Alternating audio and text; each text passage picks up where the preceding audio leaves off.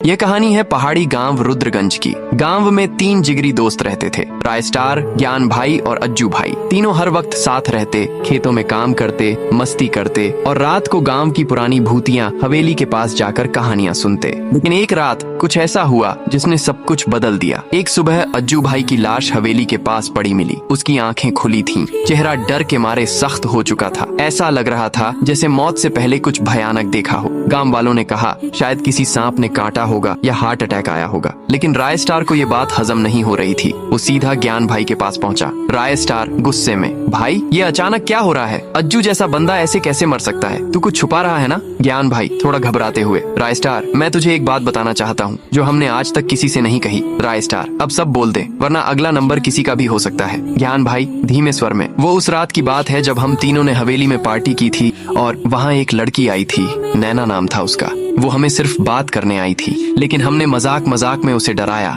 और गलती से उसे धक्का लग गया। उसका सिर दीवार से टकराया और वो वहीं मर गई। राय स्टार हैरान, तूने ये मुझसे छुपाया? ज्ञान, हम डर गए थे भाई, लाश को हवेली के तहखाने में छुपा दिया और कभी किसी को कुछ नहीं बताया।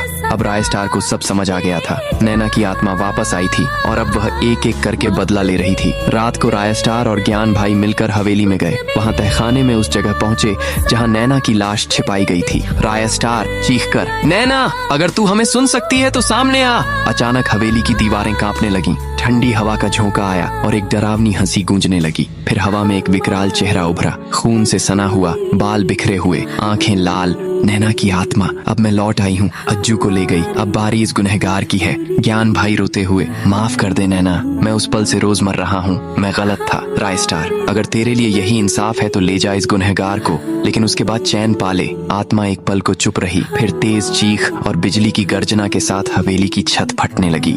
ज्ञान भाई हवा में उठा और झटके में गायब हो गया। अगली सुबह गांव वालों को हवेली के अंदर ज्ञान भाई की जली हुई लाश मिली।